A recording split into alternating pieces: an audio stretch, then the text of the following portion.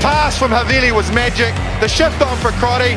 Boom, far down you go, Quackett Smith. Me, oh my, I have enjoyed that. Yes, boy. Sit back, relax, put your belt on, enjoy the show.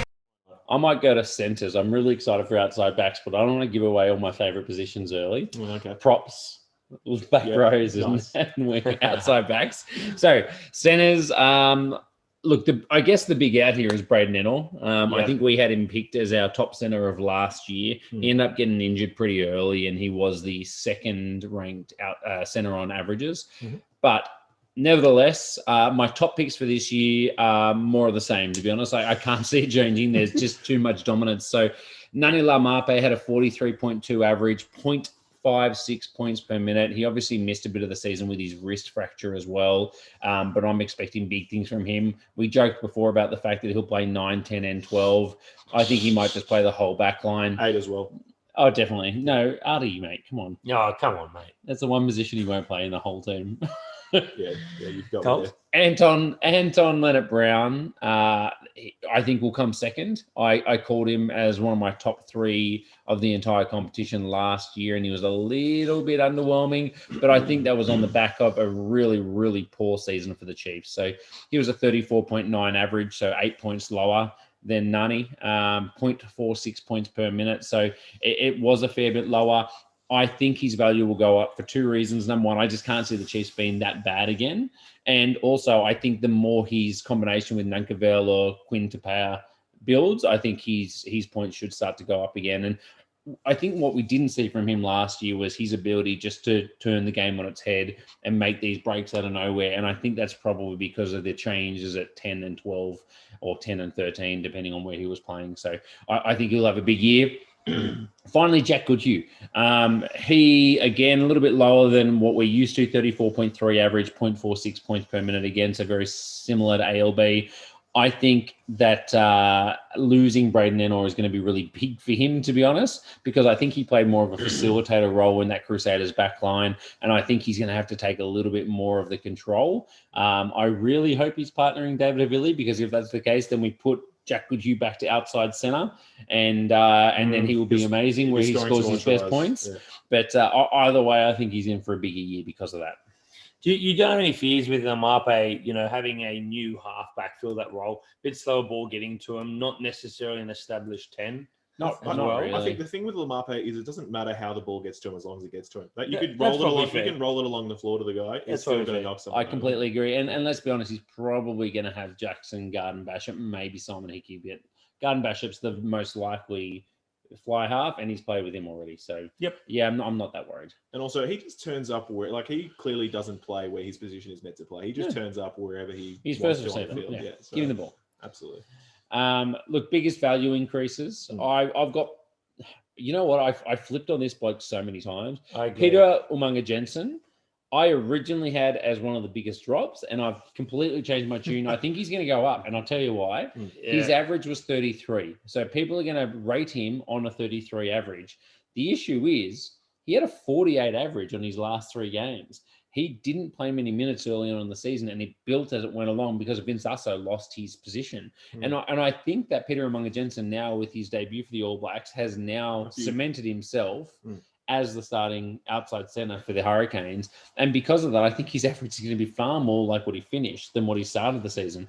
I don't think it'll be 48, to be honest with you, but I think it'll probably be somewhere in the middle, quarter 40 average, which is big. Still really, really big. And it's not too far behind Nani Laumape. That would be second. If you look at his points per minute as well, he is second for points per minute in centres. So only to Nani Laumape. So he's above Ennell, Goodhue, Anton Leonard-Brown. So I mean, he should definitely be up there in this conversation this year, I'd say. Yeah. The other riser I've got is Lenny Cattell. So there's not a lot of positions where you can have a lot of confidence that someone's going to get a lot more points. So first of all, he has a points per minute of 0.37 and an average of basically bugger all. 10.3. Yeah, basically bugger all. So it's not a long way to go to say that he's going to make a big rise, to be honest. And I think hopefully by now everyone's on board from the Australian podcast that the preview that we did, that he's probably going to be the starting outside centre. He was in the Wallaby squad, didn't miss a tackle all year last year. Tavita Kurandrani's gone off to the Western Force. I see him as a different player, of course, to Kurandrani, but the reason that I have so much confidence is because, number one, he looked very good in the trial. Dangerous. And secondly, because the Brumbies have always used him, the outside centre channel, as a runner. Ira Simone has a little bit of that ability for sure, but it again has a little bit more of a facilitator role, which means that Leonard Katau should get lots of opportunity to break the line, score some points. And Kurandrani has always been like a 4th to 12th centre from memory over the last half a dozen years. So I really think that Katau could fall in that grouping as well. And you've got the two men inside and really developing in recent years, as well as you've got Nick White coming in. So he's got a lot of guys inside him, the 3 sort of playmakers, if you can call Simone one as well, looking to get him the ball. To put him in a good position, absolutely. Yeah. So, I mean, that you've got to be pretty happy with that. And I definitely mentioned it in the Aussie preview, but apart from this trial game last weekend, in the Wallabies B side against Argentina, in the international season into last year, he absolutely lit it up. I think he scored 3 tries against the Pumas side. Like, he was killing it. So he runs like he's a lot bigger than he is, because he bumps some people off. He does in that trial. It was pretty awesome to see. Yeah, so we're excited about him for sure. Yeah. The biggest value drops, I mean, the no-brainer is Braden Ennell. He's going to miss all of Super Rugby Aotearoa. Hopefully back, I think, for the Trans-Tasman competition, back from his injury. But that's 5 games against Aussies. That means he could still be, one of the top centers. Yeah, but if we're talking total points, obviously nowhere near it. Yeah. So pick him up before then for sure. But the other one I have here is probably one that hurts me the most. One of the draft rugby favourites, Vince Ussell. So I've got him at a 23.9 average, 0.39 points per minute, and he's electric when he plays. But I just can't see, with the emergence of Peter Umaga-Jensen, how he gets consistent game time. He will be listed as a centre for us. I hope that, because he is a centre, but he can obviously play wing as well. I really hope he gets some consistent game time, because I just like him so much. But I mean, there's some other outside backs from the Hurricanes I really like too. So I can't see it happening. It's always been his Achilles heel, mate. He's Mr. Fix-It. He's a very good 23 player to have at Super Rugby level. So tough on him. But when we go to the number of total value picks, I've got 4 centers that you really want on your team. And after that, if you don't have one of those 4, then you're a long way down in that position. And it's obvious, right? Nani Lamape, ALB, Jack Goodhue, and the man I thought was going to be the big rise of Peter Umaga-Jensen. So I obviously I'm not as confident in Peter Umaga-Jensen, but still, I think if you can bag one of those 4 in your draft, then you're looking very solid in the centers. Beyond that, it is a fair drop. You don't have the same kind of consistency when we're talking about Ira Simone or Solomon Akata, Quintapaya, Hunter Paisami. You just can't have quite the same kind of confidence, I guess. But the other one I would mention is probably Jordi Pataya as a riser as well. So he doesn't feature anywhere on stats because he's just constantly injured, but his points per minute's huge, and I expect him to score a lot of points this year. Well, I reckon from that top 4, you could be looking at a 5 to 10 point drop from those guys. Just one other guy I thought worth mentioning in the full disclosure of this podcast, as much as we like to try and keep some secrets to ourselves and coast through. Rieko Ioane, I think, was he listed as an outside back for us in 2020? Well, I think he will be a centre in 2021 because that's where he'll be playing. So someone who might have just slipped through the cracks then, and maybe I should have left it so I could sneak him off in the draft. But to be honest, I think we're all onto it. The only reason he was missed is because we were shuffling around our positions, correcting all of that before. So, and it's the same with Jordi Pataya, which is why they've snuck in late. But you're right. I take it back. There's probably 5 or 6, including Jordi Pataya and Rieko, that I will be very, very happy with bagging. So you just don't want to be one of the couple of managers without those players. Absolutely. You got to get in on those for sure. Yeah. Cool. All right. Is you going to continue on? Smokies. Oh, sorry. I'm almost there. I'm almost cracked. Volp. So value of the last pick. So obviously 2 centers each. That means that there's 16 centers to be picked. Number 1 is obviously Nani Lamape. 16th was Bill Meeks last year. Their difference was 24.1 points. So it does make a massive difference if you don't have a good center. And as we said, you really want a top 6 because it's a big drop off from there. And we can see the Volp has been gradually increasing over these positions. For props, it was about 15 for back rowers. We're up at 21. Now we're up to 25. But see, yeah, the interesting thing as well with back row is we're talking 24 to get through that. When we're talking centers, you're talking 16 with 24 so they go points. faster. Basically, they go a lot. They faster. go quicker, and the drop off is steeper. Yeah, and that chain reaction in the draft when one or two of those centers are gone, suddenly everyone's like, "I'm getting in." Everyone goes, "You want 6, 2 go." You're like, "Geez, I've got to scramble now." And then obviously, like you said, everyone starts scrambling. Every time you pass, you could lose 2 to 3, and by the time it gets back to you, that's the way you got to think of it. So if you haven't got one and one is already gone, you might miss that top 4. Yeah, you're not reacting. That's it. Draft tactics. Smokies. Here's what you do if you do miss them. Yep. Oh yeah. You're welcome. I like it. Some I agree with some of that. Smooth segue. So first of all, for the Highlanders, I think Michael Collins is a very good smoky. I don't like it because he's been moved to good. centre, and we see him as an outside centre option. He's for a them. centre.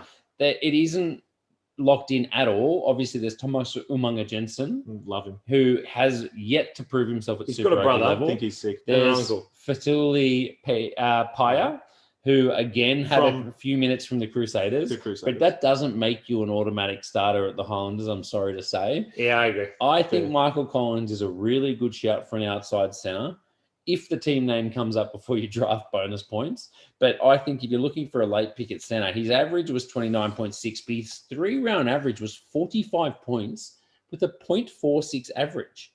Points per minute, sorry. Like it's massive. He's right up there.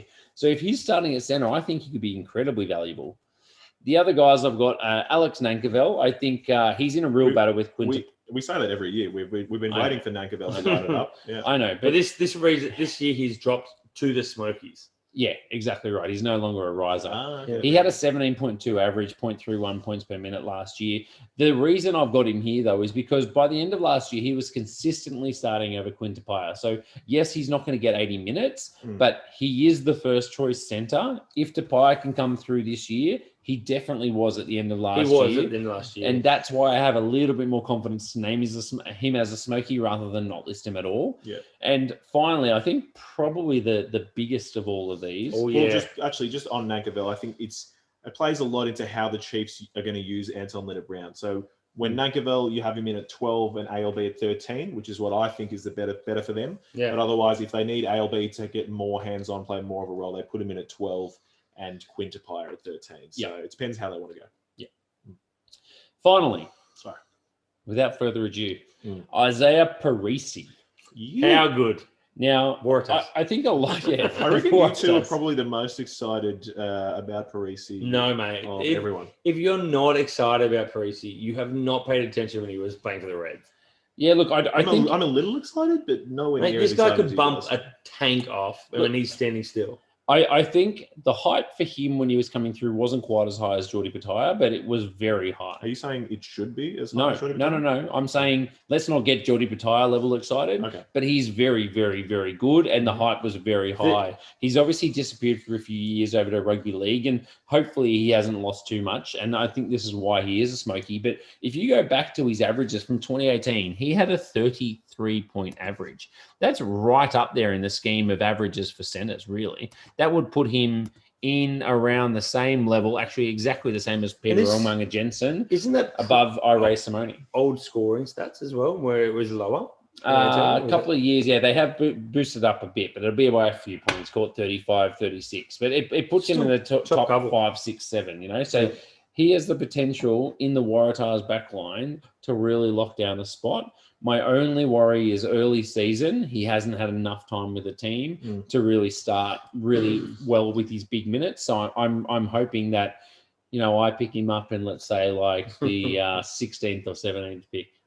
Yeah, look, another thing about him is the Waratahs have already come out saying they want to play an open, expansive game, and they want players to chance their arms and express themselves in the field. So I think that'll be a really good thing for him. We just have a little bit of a question mark if he's going to be outside centre or wing as well. We're listing him as a centre. We see him as a centre. As far as we are agreeing with that. It's probably because we're all just hoping that he starts at 13 instead of Alex Newsom. Yeah, it's because he is more of an outside centre capable player, but in case they want to shift him to wing, they can shift him. I think it's pretty easy to say in the Waratahs, he's the person that we would most want to see getting the ball in the 13 jersey. Wherever he is, give it to him. Yeah. Excellent. Very good. All right. Well, that's your centres.